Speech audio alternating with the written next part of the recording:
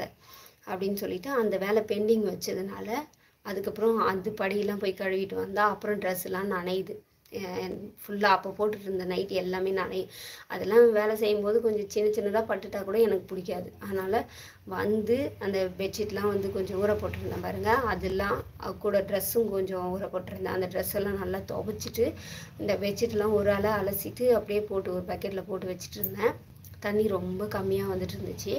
அதனால் பார்த்தீங்கன்னா ட்ரெஸ்ஸுங்கெல்லாம் துவைக்க வேண்டியதெல்லாம் என் பையன் அவன் ஹேர் கட் பண்ணிட்டு வந்திருந்தான், சலூன் போயிட்டு வந்திருந்தான். அந்த ட்ரெஸ் தனியாக போட்டு வச்சுருந்தேன். அது தனியாக அதுக்கு கொஞ்சமாக பவுடர் போட்டு அதை தனியாக அலசி எடுத்துட்டு, அப்புறம் என் தங்கச்சி அவள் வந்து போயிருந்தா, அவளோட ட்ரெஸ்ஸு அது கொஞ்சம் அது தனியாக போட்டு துவைச்சிட்டு, அப்புறம் என்னோடய பிள்ளைங்களோட ட்ரெஸ் எல்லாம் தனியாக துவைச்சிட்டு ஊற வச்சுட்டு, அப்புறம் லஞ்ச் டவல்லாம் கொண்டு போவாங்க பாருங்கள், அதில் சாதம்லாம் இருக்கும், அதனால் அது தனியாக போட்டு வச்சுருப்பேன். அது தனியாக கீழே போட்டு அதில் நல்லா பவுடர் தண்ணியை ஊற்றி கொஞ்சம் நேரம் ஊற விட்டு நல்லா கும்மி அது தனியாக துவைச்சி அதை எடுத்து வச்சுட்டு இவ்வளோத்தையும் பண்ணிவிட்டு, அப்புறம் நான் வந்து ட்ரெஸ் எல்லாம் ரொம்ப ஈரமாயிடுச்சுன்னு நான் வேறு ட்ரெஸ் போட்டுக்கிட்டு அப்புறம் தான் வந்து பார்த்திங்கன்னா கொஞ்சம் உள்ளே வந்து தண்ணி தாங்க கொஞ்சம் குடித்தேன். இவ்வளோ தண்ணி குடிச்சிட்டு அப்படியே சரி யூடியூப்காக எதுவுமே பண்ணலையே இன்றைக்கி காலையிலேருந்து அப்படின்னு சொல்லிட்டு லைவ் ஆன் பண்ணி வச்சுட்டு அப்படியே பெட்ஷீட்டை போய் அரைக்கிறேன். ஸோ இந்த மாதிரி பார்த்திங்கன்னா ஓய்வே கிடையாது, சரிங்களா. அதுக்கப்புறம் டெய்லரிங் வேலை முன்னாடியே வேறு அவங்க பணம் கொடுத்துட்டாங்க. முன்னாடியே காசு கொடுத்து அது வேறு செலவும் ஆயிடுச்சு. ஒரு ரூபாவும் கையில் இல்லை அவங்க கொடுத்த காசு. அந்த அம்மா அவங்களுக்கு வந்து ப்ளவுஸ் வந்து ஸ்டிச் பண்ணி கொடுக்கணும். அதுக்கப்புறம் அதை தச்சு முடிச்சுக்கிட்டே இருக்கும்போது என் பையன் வருவான். அவன் வந்தாக்கா அவனுக்கு என்ன வேணும்னு கேட்டால் அது பார்த்து கொடுக்கணும். அவனுக்கு வந்து தண்ணி அந்த நேரத்துக்கு குழாயில் வரலன்னா போயிட்டு நான் மோட்டரை ஃபில் பண்ணி விட்டு வரணும். தண்ணி வந்தது அப்படின்னா பக்கெட்டை ஃபில் பண்ணி வைக்கணும். அவனுக்கு கேட்டை ஓப்பன் பண்ணி வைக்கணும். அவன் வந்த பிறகு அவனுக்கு டீயோ ஏதோ ஒன்று கேட்பான், அதெல்லாம் கொடுக்கணும். கொடுத்துட்டு நான் கிளம்பணும் எங்கள் பாப்பாவை கூட்டிகிட்டு வர்றேன். அவள் வந்த உடனே அவள் ஏதாவது புதுசாக ஏதாவது பண்ணுவாள். அவள் வந்த உடனே டாய்லெட் கூட்டிகிட்டு போக சொல்லுவாள், குளிக்க வைக்கணும் அவளை. எவ்வளோ வேலைங்க. அப்படியே பார்த்தீங்கன்னா திரும்பி ஈவினிங் வந்து ஒரு முறை வீட்டை கூட்டணும். அப்போ ஒரு முறை குப்பையை கொடுத்து அனுப்பணும். என் பையன் போட்டு வந்துடுவான் ஈவினிங்கில். அவன் போட்டு வந்தானா அதுக்கப்புறம் இந்த பிள்ளைங்களோட லஞ்ச் பேகு அதெல்லாம் வந்து சுத்தம் பண்ணணும். இதெல்லாம் குப்பை எடுக்கும்போதே சுத்தம் பண்ணி அதெல்லாம் வேஸ்ட்டெல்லாம் அதில் போட்டு குத்து விட்டுருவேன்.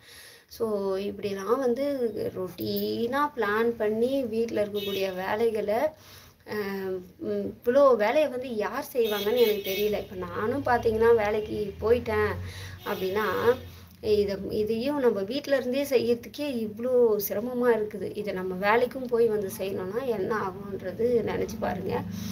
அதனால தான் பார்த்தீங்கன்னா அவங்கவுங்களோட வேலையை வந்து அவங்கவுங்க செஞ்சுக்கணும் அப்படிங்கிறத வந்து பழக்கி வச்சுக்கணும். இன்னும் கொஞ்ச நாள் என் பிள்ளைங்கள்லாம் வளர்ந்தா இந்த மெஷின் வாங்குகிற வேலையை வந்து நான் அறவே தவிர்த்துருவேன். நான் வந்து வீடே கட்டினா கூட அழகாக துணி துவைக்கிறதுக்கு ஒரு கல்லை போட்டுட்டு நல்லா குழாவை போட்டு தண்ணி போகிறதுக்கான வசதியை வந்து நல்லா பண்ணி விட்டுருவேன். அவங்கவுங்க ட்ரெஸ்ஸை அவங்கவுங்க அப்பப்போ குளிக்கிறது ஈரம் சேர்த்து வைக்காமல் அதாவது அப்பப்போ துவைச்சி காய போட்டுடணும். அங்கேயே கொடி கட்டிட்டு அங்கேயே தேவையான திங்ஸ் எல்லாத்தையும் வச்சிடணும். அவங்களுக்கு துணி துவைக்கிறதுக்கு உண்டான எல்லாத்தையுமே அப்படி தான் நான் பண்ண போகிறேன். இந்த மாதிரி இந்த மெஷினில் போட்டு அதையும் நம்ம தலையிலே கட்டினாங்கன்னா எல்லாத்தையும் நம்ம எடுத்து போட்டு துவைக்கணும், காய வைக்கணும், எடுத்து வைக்கணும். அப்பா உண்மையிலே பார்த்தீங்கன்னா இந்த கஷ்டத்தை இன்னும் கொஞ்ச நாள் போனால் பட முடியுமா என்னன்னு தெரியல. இவ்வளோத்தையும் செய்ய முடியுமான்னு இப்போவே பார்த்தீங்கன்னா இவ்வளோ வந்து நான் ஃபீல் பண்ணுறேன் முடியல அப்படின்னு சொல்லிட்டு. சில நேரம்லாம் பார்த்தீங்கன்னா கை காலெலாம் அப்படியே பிடிச்சிக்குது, உட்காந்தோன்னா எந்திரிக்கவே முடியல. அந்தளவுக்கு பார்த்தீங்கன்னா கஷ்டப்படுறதா இருக்குது. இந்த வயசுலேயே இப்படி இருக்குன்னா நம்மளாம் வயசாகி போயிட்டு எப்படி என்ன பண்ண போகிறோன்னு தெரியல. இதில் வேற ரெண்டு பேபியுமே எனக்கு வந்து சிசேரியன் தான். இப்போ இவ்வளோ நேரம் நின்று பேசுறதுக்கே பார்த்தீங்கன்னா தவிச்சிட்டு இருக்கேன். கால் ரொம்ப வலிக்குது. இதே மாதிரி தான் சாமான் தேய்க்கும் போதும் பார்த்தீங்கன்னா ஒரு 10 நிமிஷம் தேய்ப்பேன், வந்து பெட்டில் உட்காந்துக்குவேன். அப்புறம் திருப்பி ஒரு 5 நிமிஷம் கழித்து கையில் ஈரம்லாம் காஞ்ச பிறகு திருப்பியும் போயிட்டு தேய்ச்சிட்டு வருவேன்.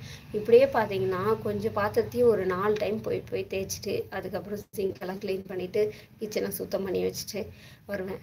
ஸோ இந்த மாதிரி எனக்கு அவ்வளோ ப்ரெஷராகவும் வீட்டில் வந்து இந்த வேலையெல்லாம் செய்யறதுக்கு பதிலாக வெளியில் போய் வேலை செஞ்சால் காசாவது கிடைக்கும் அப்படிங்கிற ஒரு மனப்பான்மைக்கு கூட நான் வந்துட்டேன். அந்த அளவுக்கு பார்த்திங்கன்னா கஷ்டம் இருக்குது. இவ்வளோ கஷ்டத்தையும் தாண்டி நான் வந்து